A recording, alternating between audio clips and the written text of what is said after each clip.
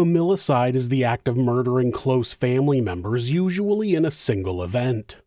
In a world where true crime has become a very popular entertainment genre, the perpetrator is usually referred to as a family annihilator.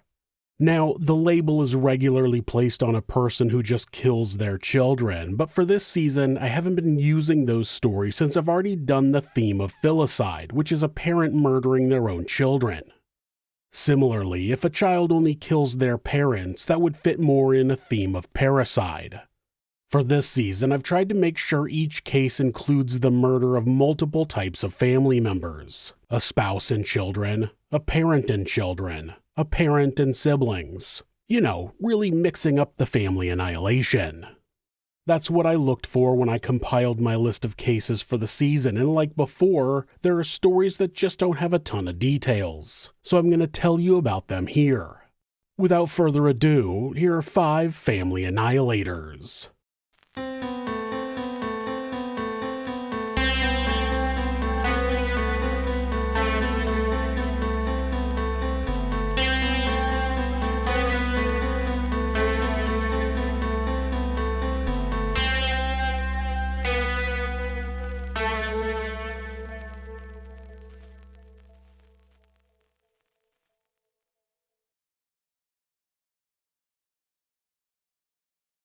Ricardo Bereda was a dentist in La Plata, Argentina, just southwest of Buenos Aires. On November 15, 1992, he got up early and told his wife he was going to clean the cobwebs off the ceiling. In his later confession, he claimed that he had suffered years of abuse at the hands of his wife Gladys, his daughters Adriana and Cecilia, and his mother-in-law Elena Areche. He intended to put in some extra work to impress his wife, but she just continued belittling him. At that point, he went to the closet to get a hat, but that's when he saw his shotgun and snapped. He pulled the weapon out, loaded it, and placed more shells in his pocket. He went to the kitchen where 57-year-old Gladys and 24-year-old Adriana were.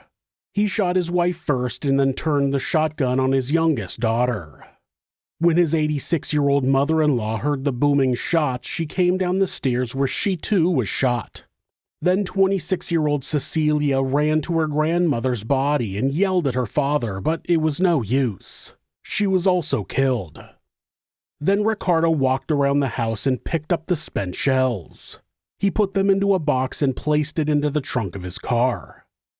At that point, he started throwing stuff around, knocking over furniture and scattering papers. His plan was to stage the scene and then claim his family had died in a botched robbery. Once he was finished, he drove downtown and tossed the shotgun shells into a storm drain. Then he drove to a canal and threw in the shotgun. Once that was complete, the next stop of his plan was to go to the zoo. I guess he wanted to have a reason he was out of the house, so he spent time at the zoo and then met his mistress Hilda Bono at a hotel. He returned home at midnight where he found the scene exactly how he had left it. He alerted the authorities and told them the story of the robbery. The police did not believe him, and after his story fell apart, he confessed to the murders but claimed he was insane at the time. During the trial, an expert said he was suffering from delusional psychosis at the time of the killings, but Ricardo Bereda was found guilty of 3 counts of aggravated homicide and was sentenced to life in prison. In 2008, Ricardo was granted house arrest, which caused a great deal of controversy in the area. In 2016, he was granted conditional release. He died of natural causes in a nursing home in 2020 at the age of 83. Nobody is completely immune from financial problems. Sure, sometimes bad decisions can lead to them, but the economy, sudden job loss, death in the family, and even a major accident can throw you into a financial tailspin. It's not clear why the Cain family was having financial difficulties, but it had led to the foreclosure of their home in New Richmond, Ohio in 2023. The eviction process was not sudden, and the sheriff's deputies had coordinated to get the family out of the house on February 23rd. They had spoken to 46-year-old Teresa Cain the day before, and she assured them that there would be no resistance and the family had somewhere to go. Deputies arrived at the house at 9:40 a.m. on the 27th, where Teresa was standing on the front porch. She asked them if she could have 2 more hours to finish up, but when the deputies started walking toward her, she went back into the house. She retrieved a .38 caliber revolver, and first she approached her husband, 40-year-old Stephen Cain. She shot and killed him and then went upstairs. There she shot and killed her son, 13-year-old Ethan, and her father, 74-year-old William Felton. Then she shot her daughter, 20-year-old Samantha, but she didn't die. Obviously, deputies outside heard gunshots and made entry into the house, where Teresa fired 5 shots in quick succession. It's believed that she was trying to scare the deputies away, and a few seconds later she ended her own life with a gunshot to the head. Deputies found Samantha and rushed her to the hospital, where she ended up in a coma. They noted that nothing in the home had been packed, and they believed that Teresa kept the foreclosure from her family. They never knew that they were about to be forced out of their home, and she killed them all before they ever knew what was happening. Samantha awoke from her coma a few days later and underwent a very slow recovery. It was also noted that Stephen was a member of a local thrash metal band called Critical Chaos. Semerate, Italy is in the north end of the country, northwest of Milan. It was there that Aleandro Maya, who owned his own surveying company, lived with his family: wife 57-year-old Stefania Pivetta, daughter 16-year-old Giulia, and son 23-year-old Nicolo. According to people who knew Alessandro, he was obsessed with money. On top of that, he seemed to think his wife, who worked as a hairdresser, spent too much money. It was reported that he felt he was a failure, and he believed his family was on the brink of financial disaster. At the beginning of May, Giulia told her grandfather that she had found her father sitting on her bed crying. When she approached him, he began apologizing. The motive has not been confirmed, but authorities believe that Alessandro thought he could stave off financial ruin by getting rid of his family. At about 6 a.m. on May 4, 2022, neighbors heard screams coming from the Maya residence. When they went to check on them, they saw Alessandro's legs sticking out of the front door. He was in his underwear, laying on the floor, half out of the house, covered in blood. The neighbors alerted authorities, and an ambulance arrived on the scene first. At some point, Alessandro started screaming, quote, "I killed them all, bastards." When the paramedics heard that, they called in police officers. Inside the home, Alessandro had attacked his family with a knife, a hammer, a drill, and a screwdriver. Investigators believe Stefania was killed first. She had been sleeping on the sofa because she had contracted COVID-19. What kind of jerk has his sick wife sleep on the couch while he stays in the bed? First, be a decent guy and let your wife be more comfortable. Second, if someone is sick, wouldn't you want them to be in a room to minimize other people catching it? Not being sick on a couch in a main living space. What a putz. Anyway, it's believed that he struck his wife with a hammer and then stabbed her in the throat. Then he went upstairs to Giulia's room, where he hit her on the head with the hammer. In Nicolo's room, Alessandro attacked his son with a drill before cutting his own wrists with a knife. He then crawled downstairs to the front door, where he was seen by his neighbors. Nicolo survived his wounds but was permanently disabled. Alessandro was arrested and found guilty of murdering his wife and daughter. He was sentenced to life in prison.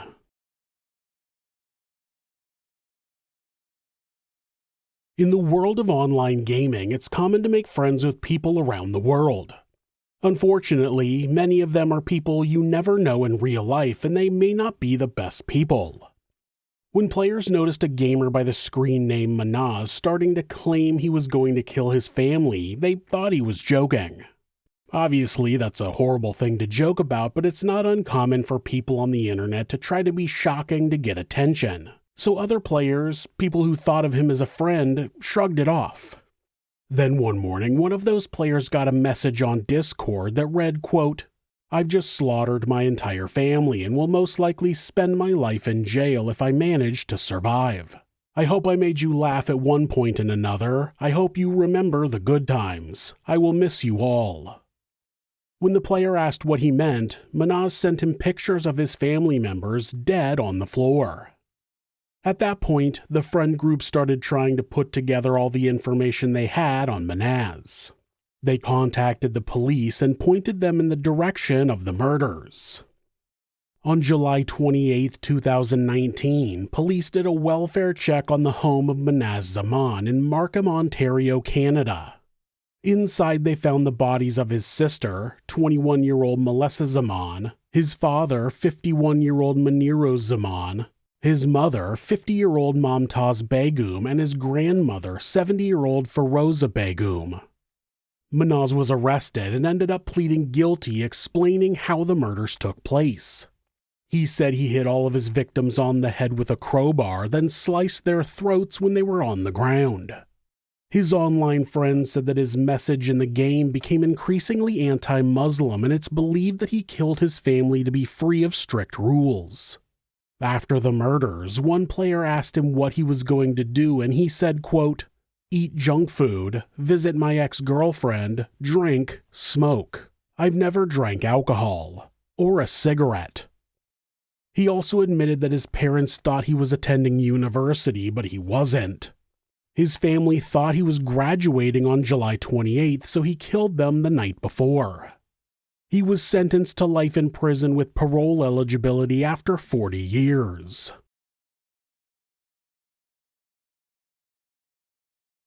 It's fair to say that anybody who wants to kill their entire family is suffering from some form of mental illness. That's just not the desire of someone who's firing on all cylinders. Sometimes mental health issues just seem to run in the family. That seemed to be the case for the Miles family, who lived in Osmington in Western Australia. 61-year-old Peter Miles had long suffered mental illness, and reports say that his father tried to kill him at one point. One of Peter's sons burned down a shed on their property before taking his own life. Years later, they learned their other son Neil had kidney failure and needed a transplant. It seemed that the potential loss of another son pushed Peter over the edge, and he made the decision to kill his family. His daughter, 35-year-old Katrina Cockman, had recently divorced her husband and moved into a shed that was converted into living space with her 4 children. Her ex-husband, Aaron Cockman, said he fought for custody of the children because he knew there were mental health problems in the family, and he believes Peter was planning the murders for a while. He said it was Peter and his wife, 58-year-old Cinda, who had pushed for their daughter to cut him off from his children. Peter had called emergency services at 5:15 a.m. on May 11, 2018, and though the call was never released, he must have given them a reason to come out to the property. Once there, authorities found 7 bodies. First, they found Peter on the front porch dead from a gunshot wound. Inside the main house, they found Cinda in the living room, and in the shed they found Katrina and her 4 children, 13-year-old Tay, 12-year-old Rylan, 10-year-old Aryeh, and 8-year-old Caden. They had all died from gunshot wounds. 3 rifles were found on the property. One was with Peter. Investigators believe that Peter went into the shed and shot his daughter and grandchildren while they were sleeping. Then he went into the main house and shot his wife in the living room. He called emergency services and told them to come to the house before shooting himself. A suicide note was left at the scene, and it was confirmed that Peter had been taking antidepressants. The term family annihilator is becoming all too common as the true crime genre grows. It's unfortunate that there are people who believe ending the lives of their entire family will solve their problems. A greater awareness of mental health can help save people before a situation becomes deadly. If you see any red flags that make you feel like someone is going to harm themselves or their family, definitely speak up. We need those people to know they have other options and that there are other people who care. Hopefully one day the term family annihilator will become an obscure reference to the past, and I'll run out of monsters to talk about.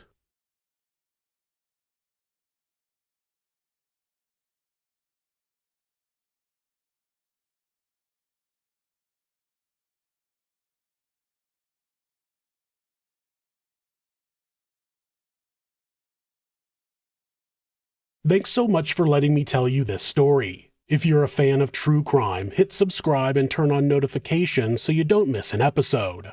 You can also hit like or leave a comment. If you'd like to support the show, check out our merchandise at thisismonsters.com. The link is in the description. Thanks again, and be safe.